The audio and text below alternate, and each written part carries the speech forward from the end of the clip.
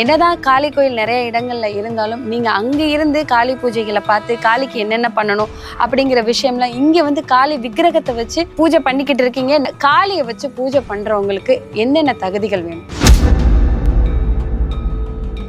காளி வந்து யாரு? காளி மங்கள சுரூபினி, ஞானத்தின் அதிபதி, செல்வத்தின் ஜொலிப்பு அவ. அதாவது நீ என்ன ரூட்ல போய் எந்த இடத்துல வந்து அவதாங்க நிற்பான். இப்போ ஒரு காளியை வச்சு நம்ம வழிபடுறோம்னா அது சாதாரண விஷயம் கிடையாது. நிறைய பேர் அவங்களுக்கு பின்னாடி நிறைய பேர் இருக்கிறாங்க. சுடுகாடுகள்ல எல்லாம் பூஜை எல்லாம் பண்ணணும். அவங்களோட அனுமதி எல்லாம் வாங்கிட்டு தான் நம்ம வந்து இந்த காளியை வச்சு இது பண்ண முடியும். இல்லைன்னா காளி விடமாட்டா, அந்த இடத்துலயே நம்ம உயிரை எடுத்துருவா, நம்மளுக்கு பனிஷ்மெண்ட் அந்த இடத்துல கொடுத்துருவாங்க. ஸோ நீங்க ஒரு காளியை, இவ்வளோ பெரிய காளியை பார்க்கறதுக்கே ஒரு அழகான காளியை வச்சு வழிபாடு நடத்திட்டு இருக்கீங்க. நிறைய பூஜைகள் தொடர்ந்து நடத்திட்டே இருக்கீங்க. நீங்க இது வர்றதுக்கு நீங்க எத்தனை வகையான பூஜைகள் பண்ணீங்க? இந்த பூஜைகளும் இந்த புனஸ்காரங்களும் இந்த பலிகளும் அதுக்குரிய நேரங்களை, அதுக்குரிய படையல்களை, அதுக்குரிய விஷயங்களை போட்டால் மட்டும்தான், கொடுத்தால் மட்டும்தான் அவ அனுகிரகம் பண்ணுவாள். போன பிறகு நீ கோடி சம்பாதிச்சு என்னமா பிரயோஜனம்? கோடி கொடுத்து என்ன பிரயோஜனம்? ஒரு உயிரை காப்பாற்ற தான் நம்ம இருக்குமே தவிர உயிரை அழிக்க கிடையாது. புரியுதா? அதனால்தான் இந்த தந்திர வித்தையில நம்ம எதுவுமே வந்து ஒருத்தவங்க அழிக்கணும் நான் எப்பவுமே என் வாழ்ன்னு சொல்லவே மாட்டேன். உன்னை கெடுத்தானா அதோட தண்டனை இருந்து கர்ம விடாது, அதை அவ பார்த்துக்குவா. ஆமா, ஒருத்தவங்களுக்கு காளியை பிடிச்சிருக்குன்னு வச்சுக்கோங்க, அவங்களுக்கு காளி வழிபாடெல்லாம் தெரியாது. நான் காளி கோயிலுக்கு ரெகுலரா போறேன், நான் காளியை வணங்குறேன், எனக்கு காளி அம்மாவை ரொம்ப பிடிக்கும், ஏதோ ஒரு காரியம் பண்றதுனாலே காளியை நினைச்சு பண்றாங்கன்னு வச்சுக்கோங்களேன், அவங்களுக்கு எல்லா பலனுமே கிடைக்குமா? 100% கிடைக்கும். ஆனால் அவங்க ஸ்மசானத்துல எப்பயாவது போய் கால் வைக்கணும். காளியை பொறுத்த வரைக்கும் உனக்கு அகால மரணம் என்பதே கிடையாதுமா. தீர்க்கமான ஆயுசு, தீர்க்கமான மரணம். அதாவது இயற்கை மரணத்தை மட்டும் கூட யமன் கிட்ட வரத்துக்கே நடுநடுங்கவா பத்ரகாளி இருக்கும் பொழுது.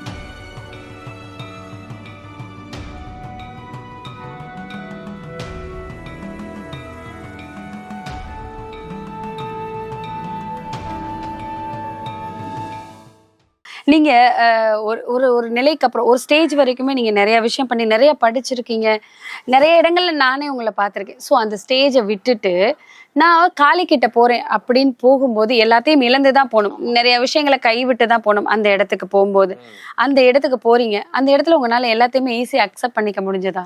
இல்லம்மா, ஏன்னா எப்படின்னா ஃபர்ஸ்ட் நான் வெளியே வந்தது என் குடும்பத்தை விட்டு தான்.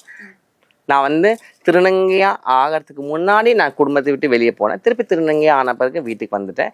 அதுக்கப்புறமா என்னோட ஃபேஷன் இண்டஸ்ட்ரி அது இதுன்னு அப்போதுலேருந்தே எனக்கு பேரு புகழ் கொடுத்தா இந்த அம்மா, இல்லைன்னு சொல்லவே இல்லை. அப்போதுலேருந்தே எனக்கு வந்து ஒரு ரெகக்னேஷன், ஒரு அங்கீகாரம் கொடுத்து வச்சுருந்தான். அப்படி இருக்கும் பொழுது எப்போ நான் வந்து காளிக்கிட்ட வரணும்னு நினச்சேன்னா அப்போ வந்து நான் நினச்சேன் எனக்கு எல்லாமே வந்து வேணாம், எனக்கு எதுலையுமே நாட்டம் இல்லை, எதுலையுமே எனக்கு வந்து இன்ட்ரெஸ்ட் இல்லை. எனக்கு அம்மா அம்மா அம்மா அம்மான்னு அப்படியே அந்த தேடலுக்கு ஓடணும். நான் அது ஓடி ஓடி ஓடி கடைசியில் காசியில் போய் நின்று நான் அப்போ அங்கே ஓரிகளை நான் பார்த்து என்னோட குருமாரை அங்கே சந்தித்தேன். அதே மாதிரி கேரளாவுக்கு போனேன், கேரளாலையும் என்னோட குருமார்களை சந்தித்தேன். எத்தனையோ என்னோட வயசுக்கு நான் எவ்வளோ பெரிய பெரிய விஷயங்களை பார்க்காத அதிசயங்கள்லாம் இந்த கண்ணால் பார்த்துருக்கேன். பெரிய பெரிய மகான்களோட ஆசீர்வாதமும் எனக்கு இருக்குது.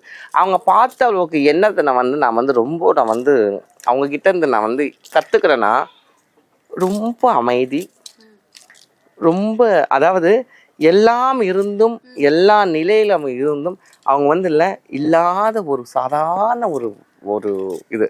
ஆனால் அந்த முகத்தில் அந்த தேஜஸ், அந்த அந்த அனுகிரகம், அந்த தேஜஸை பார்த்து தான் நான் ஆசைப்பட்டேன்.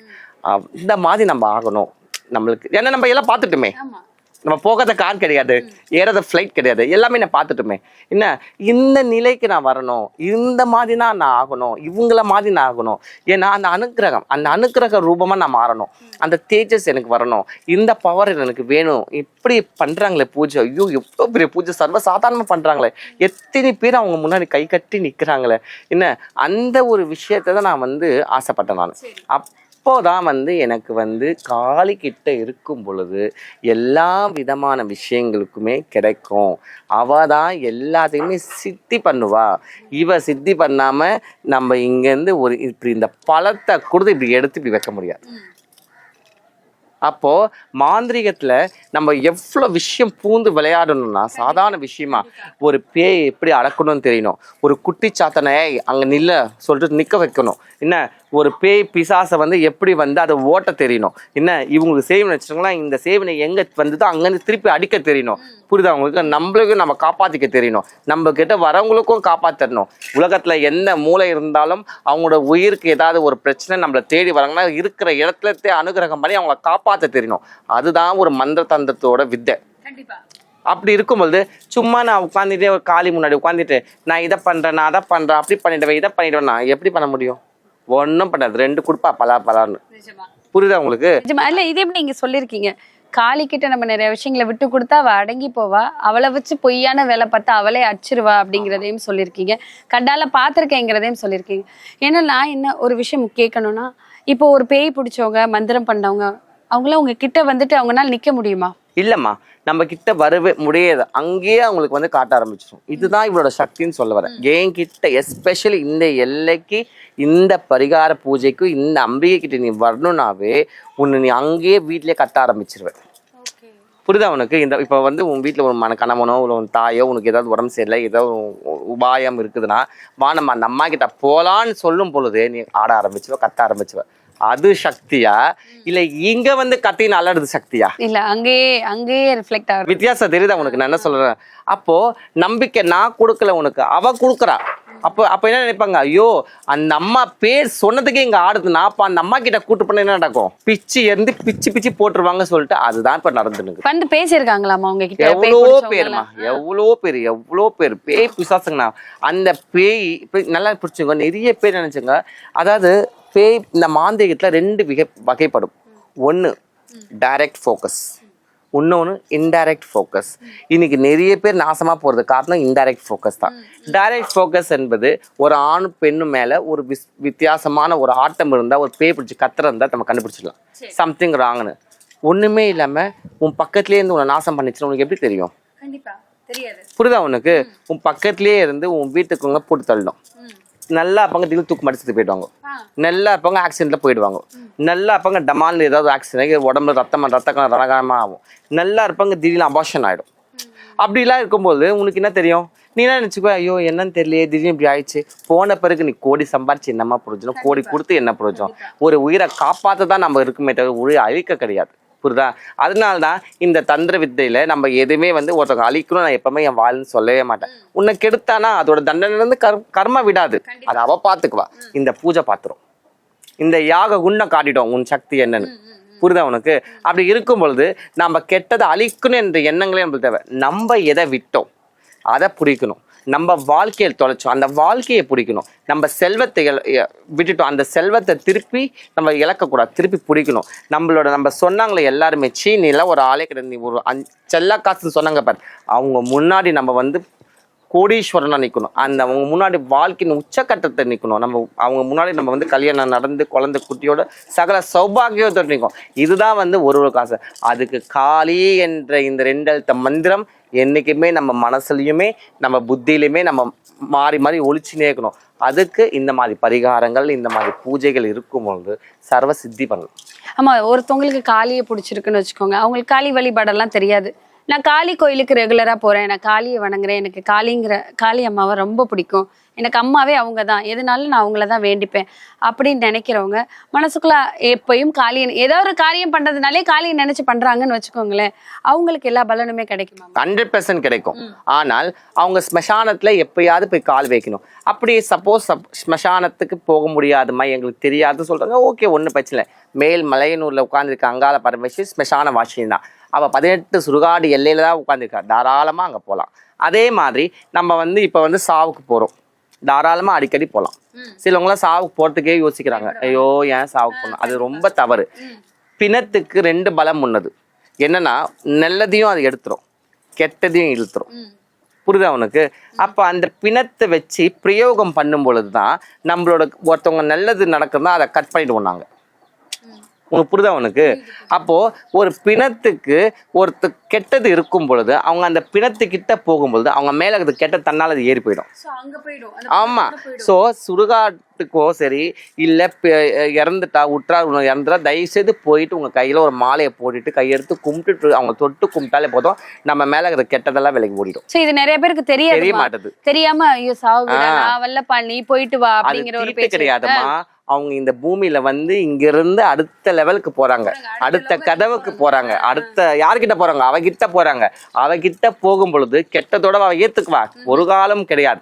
நீ எத்தனை கெட்டது சுமந்து வந்தாலும் அப்படி நில்லுன்னு சொல்லி நிக்க வச்சு அதை பஸ்பமாக்கி உன் தலையெழுத்து ஜனனத்து மரணத்தை எல்லாமே சரி பண்ணி உனக்கு உடனே முக்தியை கொடுக்குற ஜெகன்மாதாவை. கண்டிப்பா. சோ ஒரு சாவுக்கு போறதுல இவ்வளோ பெரிய விஷயம் இருக்கு. சாவன் கேட்டுட்டாலே அந்த காலத்துல என்ன சொல்லுவாங்களா, நல்லதுக்கு போகலைனாலும் கெட்டதுக்கு போய் இன்னைக்கு கூட ஏன் சொல்லிக்கிறாங்க பெரியவங்க. ஏன்னா நம்மளுக்கு எப்படி துஷ்டங்கள் இருந்தாலும் எந்த மாதிரி இது இருந்தாலும் அந்த மயான பூமியில கால் வைக்கும் பொழுது ஒரு சடலத்து முன்னாடி மூஞ்சில் நிற்கும் பொழுது ஏமா அவ்வளவு போறீங்க என்ன, இப்ப நம்ம வெளியே போக சொல்ல ஒரு சாவு எது வந்து நம்ம என்ன சொல்றோம், நல்லதுன்னு நல்ல சகுனம் நல்லதுன்னு ஏன் சொல்றோம். நம்ம கெட்டது இருந்தாலும் அடிச்சுட்டு போயிடும், அது உனக்கு புரியுதா உனக்கு. ஆனா இதே வந்து வெளியே போகும் பொழுது நம்ம சாவு வராம இருக்கும்போது நம்ம அதை சொல்றது இல்லை. ஒரு சாவு எதிரில் போச்சுன்னா அப்பா பரவாயில்லப்பா ஒரு சாவு, ஏன்னா அவங்க இந்த பூமியில இருந்து அவ பரலோகத்துக்கு போறாங்க. அப்ப அந்த மூஞ்சில முழிக்கும் பொழுது நம்மளோட எல்லாம் கெட்டதும் விலகிடும், நன்மை மட்டும் தான் நம்ம பயக்கும். அப்படி இருக்கும் பொழுது அவளை அங்க இருக்கிறா, அந்த பூஜையை நாம பண்றோம், அந்த பரிகாரங்கள் நம்ம பண்ணும் பொழுது நம்மளுக்கு எப்படிமா கெட்டது நடக்க விடுவாவ சொல்லு பாப்போம். ஒரு கடுகளவு கூட கெட்டது வராது. துஷ்டங்களை துஷ்ட நிகிரகம் பண்ணிடவா காளி. இப்போ மரணத்துக்கு போனா, ஒரு சாவு வீட்டுக்கு போனா அவ்வளோ நல்லது போகணும் அப்படின்னு சொல்றீங்க. இப்ப துர்மரணம் எல்லாம் நடக்கும்லம்மா, ஆக்சிடென்ட்ல செத்து போயிட்டாங்க, தூக்கு மாட்டி செத்து போயிட்டாங்க அப்படின்னு சொல்றவங்களா, அந்த சாவுக்கு போறது நல்லதாம்மா? கண்டிப்பா. அதாவது மரணம் நல்லதுதான், நான் சொல்றது இயற்கையான மரணம். துர்மரணம் போகும் பொழுது அந்த மாதிரி நம்ம ரொம்ப கேர்ஃபுல்லாக தான் கொஞ்சம் ஹேண்டில் பண்ணணும். ஏன்னா துர்மரணத்துக்கு போயிட்டு வந்தவங்க நிறைய பேர் அவங்களே துர்மரணம் ஆகிருக்காங்க. இப்போ ஆக்சிடென்ட் செத்து போனவங்க எப்படி அதே மாதிரி போயிட்டு வந்தவங்க ஆக்சிடென்ட் செத்து போயிருக்காங்க. எவ்வளோ விஷயம் நானே பார்த்துக்கிறேன். தூக்கு மாட்டி செத்து போயிருக்காங்க, அதே மாதிரி போய் பார்த்தா அவங்களும் தூக்கு மாட்டி செத்து போயிடுவாங்க. ஏன்னா அந்த ஆத்மா சரீரம் வந்து அலை மோதும், ஐயோ என் உடம்புல இருந்தா போயிட்டுன்னு இத்தனை ஆசைகளோட இந்த பூமிக்கு நான் வந்தேனே, எவ்வளோ விஷயங்கள் நான் செஞ்சுமே இப்போ இல்லாமல் இந்த மாதிரி வந்து அகாலமாக போறேனே சொல்லிட்டு நினைக்கும் பொழுது எத்தனையோ பேருக்கு அங்கே வந்து ஏற்கனவே பிரச்சனைகள் இருக்கும், செய்வனைகள் இருக்கும், இல்ல கிரகங்கள் டைம் சரிமா கண்டங்கள் இருக்கும், மரண கண்ட டைம்ல இருக்கும்பொழுது நேரம் சரிமா இருக்கும் பொழுது இது போய் ஈஸியா தொட்டுடும், அவ்வளவுதான். ஸோ நம்மளுக்கு நேரம், அதான் சொல்லுவாங்க நேரம் சரியில்லைன்னா எவ்வளவு பெரிய ஆளா இருந்தாலும் சரிஞ்சிருவாங்கன்னு சொல்லுவாங்க. இது போய்டும். ஆனா காளியை பொறுத்த வரைக்கும் உனக்கு அகால மரணம் என்பதே கிடையாதுமா. தீர்க்கமான ஆயுசு, தீர்க்கமான மரணம். அதாவது இயற்கை மரணத்தை மட்டும் கூட யமன் கிட்ட வரத்துக்கே நடுநடுங்கவா பத்ரகாளி இருக்கும் பொழுது. ஏன் யமன் நவ கிரகங்களே நடுங்கும், எப்பேற்பட்ட துர்தேவதைகளும் அவ இருக்கிற எல்லைக்கே வர பயப்படும். புரியுதா? ஒரு வீட்டுல காளியின் வழிபாடு இருக்கிற வீட்டுல இருந்தா அந்த வீட்டு வாசல்ல வர்றதுக்கே நடுங்கும். புரியுதா? அப்பேற்பட்ட சக்தி மகாகாளி. மகாகாளி மகிஷாசுர மர்தினி, மகா துர்கை, சண்டி, சாமுண்டி, பகவதி எல்லாம் அவதானமா. இன்னொரு கேள்வியும் கேட்கணுமா? இப்ப வீட்டுல நான் காளியை வச்சு கும்பிடணும்னு நினைக்கிறேன், எனக்கு அந்த வழிபாட்டு முறையெல்லாம் தெரியாது, ஆனா எனக்கு காளியை வச்சு கும்பிடணும், எனக்கு காளி மேல ஒரு பிரியம் இருக்கு அப்படிங்கிறவங்க வீட்டுல வச்சு வழிபடலாம்? கண்டிப்பா கூடாதுமா, கண்டிப்பா கூடாது. ஏன்னா நீங்க உங்களுக்கு தெரியாது அவளோட வீரியம் என்னன்னு. அது நீங்க சாதாரண ஒரு பொம்மை மாதிரி எடுத்து போய் வீட்டுல வச்சிருந்தீங்கன்னா அது அவ சக்தியை காட்ட நிறைய பேர் தெரியாம வீட்டுல நிறைய தேவையில்லாம பிரச்சனைகள் உருவாகும். உனக்கு காளி ரொம்ப பிடிச்சிருக்கா, தாராளமா காளி கோயில் போ, எங்கெல்லாம் காளி இருக்கிறாளோ அங்கெல்லாம் தேடிப்போ. உன்னை அம்மா வேணா நான் சொல்ல போறா, அங்க போயிட்டு ஒரு அர்ச்சனை பண்ணி ஒரு விளக்கேற்றி கையெடுத்து கும்பிட்டு அதை ரெகுலரா பிராக்டிஸ் பண்ணாலே போதும், எங்க இருந்தாலும் உனக்கு அனுகிரகம் பண்ணிடுவா. கண்டிப்பா. அதாம்மா, ஏன்னா தெரியாதவங்க வந்துட்டு, ஏன்னா மக்களுக்கு இது மூலமா தெரியட்டும், தெரியாதவங்க ஒரு சின்ன சிலையோ ஏதோ நம்ம பார்த்தோன்னு ஒரு ஆசையில ஒரு இதுல போய் வாங்கி வச்சிருக்காங்களே, அது ரெக்கமெண்டேஷனே கிடையாது, அது பண்ணக்கூடாது. குலதெய்வமா இருக்கிறவங்க அவங்க குலதெய்வத்தோட காளியை வழிபடலாம். சரி, ஃபார் எக்ஸாம்பிள் இதுக்கு நான் ஒரு சொல்லிக்கிறேன். இப்ப காட்டேரி வழிபாடே வச்சுக்கேன். இந்த காட்டேரி வழிபாடுல இருக்கிறவங்களே அந்த காட்டேரி கும்பிடும் பொழுது அந்த குடும்பத்துல இருக்கிறவங்க அதுவும் மிட் நைட் பூஜை பண்ணிட்டு அந்த சாப்பாடு அவங்க குடும்பத்துல மட்டும் தான் சாப்பிடுவாங்க, அக்கம் பக்கத்துல கூட கொடுக்க மாட்டாங்க.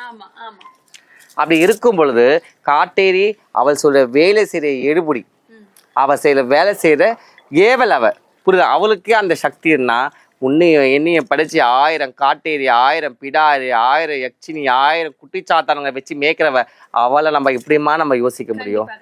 சொல்லு பாப்போம். அவ கண் நிமைக்கு அண்டங்கள் பகிரங்கள் அப்படின்னு ஆடுமே, மும்மூர்த்திகள் அப்படி நடுங்குவாங்க அவ வரானவே. அப்போ அப்பேற்பட்ட சக்தியை நம்ம வீட்டுல வச்சு எனக்காக நீ மாறிட சொல்றவ என்ன சாத்தியம்? அது கரெக்ட் தானே? உனக்காக அவள் மாறுவா. அவளோட வழிபாடுல நீ வரும் பொழுது, அவளுக்கு நீ எல்லாம் செய்யும் பொழுது தன்னால உனக்காக அவள் குழந்தையாயிடுவா. இதுல இருந்து என்னன்னா வந்துட்டு காளியை கும்பிடுறதுக்கு ஒரு தனியான ஒரு தகுதி வேணும். தகுதி இருந்தா மட்டும்தான் இந்த காளி கிட்ட ஜென்ம ஜென்மமா எழுதி இருக்கணும். உன் தலையெழுத்துல உன் பிரம்ம ஏட்ல எழுதி இருக்கணும். காளி வழிபாடுல நீ இருக்க போற இந்த ஜென்மத்துல அம்பிகையால நீ அனுகிரகம் பண்ண போற நீ எழுதி இருந்தால்தான் அவ அந்த திருமேனியே நம்ம பார்க்க முடியும் கண்குளிர.